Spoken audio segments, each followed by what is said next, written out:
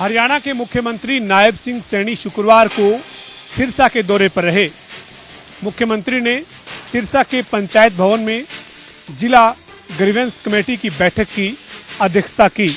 इस दौरान इस कष्ट निवारण समिति की बैठक में मुख्यमंत्री के सामने 15 शिकायतें रखी गई थी, जिनमें से 12 का मौके पर ही निपटान किया गया, जबकि 3 शिकायतें लंबित रही। इस दौरान मुख्यमंत्री ने 2 शिकायतों से संबंधित व्यक्ति के बैठक में नहीं होने के चलते मौके पर ही फोन करके उनसे उनकी शिकायत के बारे में जानकारी ली। इस दौरान मुख्यमंत्री ने बैठक में अधिकारियों को निर्देश दिए कि सीवरेज, सड़क और पेयजल जैसी जो शिकायतें हैं उन पर तुरंत कार्रवाई की जाए।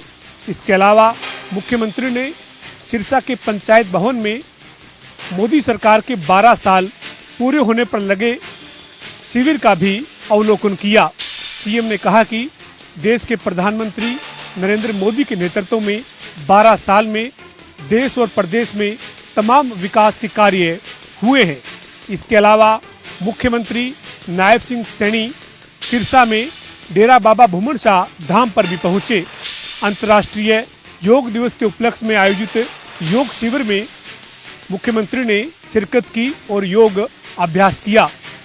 इसके अलावा मुख्यमंत्री नायब सिंह सैनी ने सिरसा में मीडिया से बातचीत करते हुए दावा किया है कि इस बार पंजाब में भी कमल का फूल खिलेगा और 2027 के विधानसभा चुनाव में पंजाब के लोग भी देश के प्रधानमंत्री नरेंद्र मोदी के नेतृत्व को देखते हुए पंजाब में भाजपा की सरकार बनाएंगे।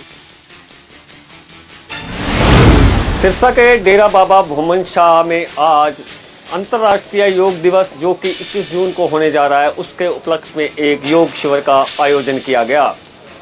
इस योग शिविर में प्रदेश के मुख्यमंत्री नायब सिंह सैनी ने बतौर मुख्य अतिथि शिरकत की। डेरा बाबा भूमन शाह के गद्दी नशीन महंत ब्रह्मदास के सानिध्य में इस कार्यक्रम का आयोजन किया गया। इस कार्यक्रम में जहां हजारों की संख्या में लोगों ने शिरकत की, वहीं बीजेपी के स्थानीय नेताओं ने भी कार्यक्रम में हिस्सा लिया।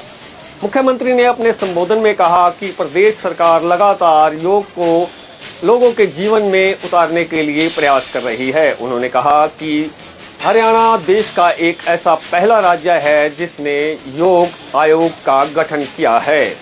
उन्होंने कहा कि डेरा बाबा भूमन शाह की धरती पावन और आध्यात्मिक ऊर्जा को सकारात्मक ऊर्जा देने वाली है। उन्होंने कहा कि यहां आकर उन्हें अपार शांति और सकारात्मक ऊर्जा मिलती है। मुख्यमंत्री नायब सिंह सैनी ने अपने संबोधन में कहा कि प्रधानमंत्री नरेंद्र मोदी के अथक प्रयासों के बाद आज पूरा विश्व योग दिवस को अंतर्राष्ट्रीय योग दिवस के रूप में 21 जून को मनाता है। जनता टीवी के लिए सिरसा से मुख्तार सिंह। रोहतक पुलिस को साइबर ठगी करने वाले एक गिरोह के 12 सदस्यों को गिरफ्तार किया है। बताया जा रहा है कि यह नेटवर्क दूर दूर तक था और महाराष्ट्र से 2 लोगों को, वहीं देहरादून से 10 लोगों को गिरफ्तार किया गया है, जो कॉल सेंटर चलाकर लोगों को ठगने का काम करते थे। रोहतक के एसपी गौरवराज पुरोहित ने पत्रकार वार्ता कर जानकारी देते हुए बताया कि आजकल साइबर ठगी के मामले लगातार बढ़ रहे हैं, जिसमें साइबर ठग लोगों को अलग अलग तरीके से ठगी का शिकार बना रहे हैं। रोहतक के साइबर थाने में 17 लाख रुपए की ठगी का एक मामला दर्ज हुआ, जिसमें एक कंपनी मालिक का डीपी लगाकर उसके ही मैनेजर से 17 लाख रुपए अकाउंट में डलवाने की बात की गई, जिसमें मैनेजर ने 17 लाख रुपए बगैर पूछे हुए उस मालिक की डीपी देखकर उस अकाउंट में डाल दिए, जिसके बाद पता लगा कि यह साइबर ठगी का एक जाल था। रोहतक साइबर थाना पुलिस में मामला दर्ज करवाया गया और रोहतक थाना पुलिस ने मामला दर्ज कर जांच शुरू की तो पाया कि झज्जर जिले का एक युवक का लैपटॉप हैक कर लिया गया था, जिसके बाद उससे डीपी चुराई गई और उसके बाद वह डीपी उस मालिक की लगाकर उससे पैसे मांगे गए। हालांकि उस मालिक के मैनेजर ने 17 लाख रुपए एक अनजान अकाउंट में डाल दिए, जिसके बाद यह सारा खुलासा हो पाया। पुलिस ने इसी मामले में देहरादून के कॉल सेंटर का पता लगाया, जिसमें पता लगा कि देहरादून का एक कॉल सेंटर पूरी तरह से साइबर ठगी का काम करता है और उसमें 10 लोगों को गिरफ्तार किया गया। जिसके नेटवर्क महाराष्ट्र से भी जुड़े मिले। हालांकि महाराष्ट्र के लातूर जिले से 2 लोगों को गिरफ्तार किया है, वह भी इसी नेटवर्क से जुड़े हुए थे। रोहतक के पुलिस अधीक्षक ने बताया कि इस साइबर ठगों का गिरोह से और भी नेटवर्क हो सकता है, जो कि पुलिस जांच कर रही है। उन्होंने बताया कि कोलकाता भी इसके तार मिले हैं, पुलिस उस मामले में भी कोलकाता जाकर कुछ कार्रवाई करेगी और भी लोग इस मामले में गिरफ्तार हो सकते हैं, ताकि साइबर ठगी का यह नेटवर्क पूरी तरह से ध्वस्त किया जा सके। वहीं पुलिस अधीक्षक ने लोगों से अपील की है कि अनचाहे लिंक और व्हाट्सएप कॉल को बगैर जानकारी के न उठाएं। अगर कोई पैसे लेने का ऐसा कॉल आता है तो अपने परिवार के किसी सदस्य से जरूर शेयर करें। एसपी ने बताया कि ये साइबर ठग बुजुर्ग व्यक्तियों को ज्यादा शिकार बनाते हैं, इसलिए बुजुर्ग व्यक्ति ज्यादा सावधान रहें। अगर कोई ऐसा कॉल आता है तो परिवार के सदस्य से यह बात जरूर साझा करें, ताकि साइबर ठगी से बचा जा सके। रोहतक से जनता टीवी के लिए संजय कुमार। पानीपत में ब्लाइंड मर्डर की वारदात का हुआ पर्दाफाश। बता दें कि पानीपत के गढ़ सरनाई में पत्नी ने अपने भतीजे के साथ मिलकर पति की हत्या कर दी थी। वहीं पुलिस के लिए जी का जंजाल बना हुआ था। वहीं बता दें कि वारदात में खुलासा हुआ है कि जो भतीजा व पत्नी द्वारा पति को जहरीला पदार्थ खिलाकर उसकी हत्या कर दी थी।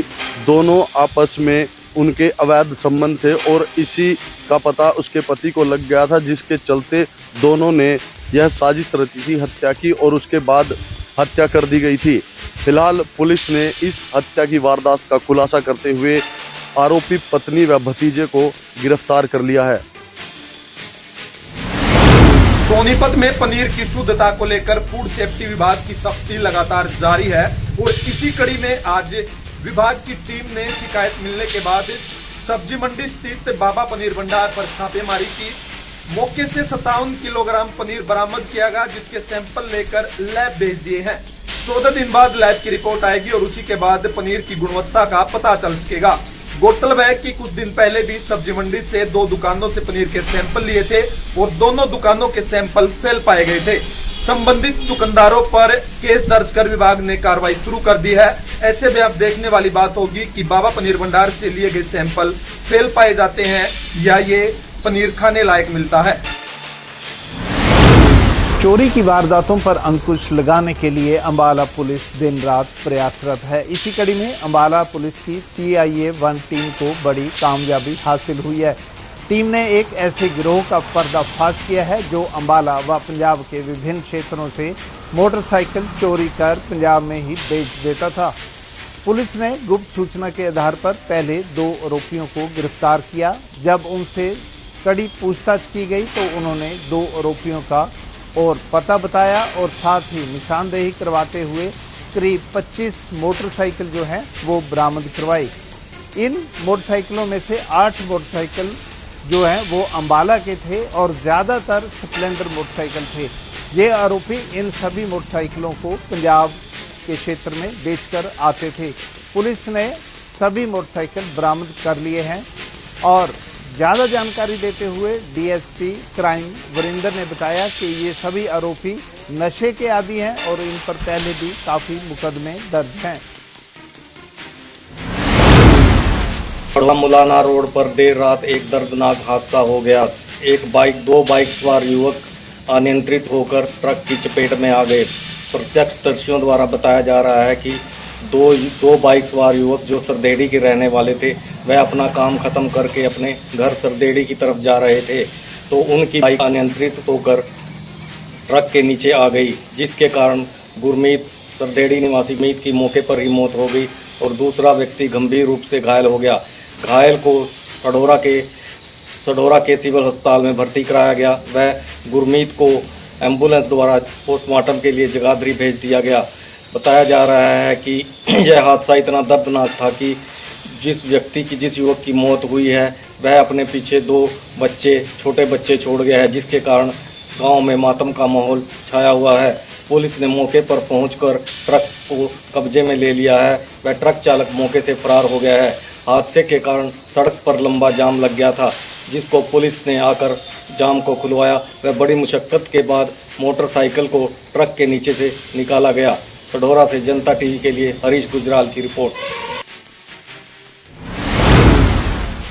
कालावाली में दिन दिहाड़े लूट की घटना को अंजाम देकर 4 आरोपी फरार हुए। कालावाली के शांति स्वरूप वाली गली में 4 लोग मोटरसाइकिल सवार होकर आए और घर में अकेली महिला को मीटर चेक करने के बाद घर में घुसे और महिला को कमरे में बंधक बनाकर बुरी तरह से पिटाई की और उसके बाद कमरे में रखी जेवरात, सोना चांदी के जेवरात में लाखों रुपए की राशि है जो लेकर फरार हो गए। फरार होते समय आरोपी जो मोटरसाइकिल लेकर आए थे कहीं ना कहीं मौका पर छोड़कर भाग गए और जब लोगों को इस घटना का पता चला तो लोग एकत्रित हुए और पुलिस को सूचना दी। मौका पर कालावाली पुलिस पहुंचकर जांच कर रही है। कहीं ना कहीं सीसीटीवी कैमरे भी खंगाले जा रहे हैं और लोगों में दहशत का माहौल फैला हुआ है कि इस तरह अगर दिन दिहाड़े जो है लूट की घटनाएं होती रही तो कहीं ना कहीं लोग सुरक्षित नहीं है। वही मनप्रीत कौर की सास दुर्गा देवी ने बताया कि बुरी तरह से पिटाई करने के बाद आरोपियों ने महिला को कमरे के अंदर बंद कर दिया और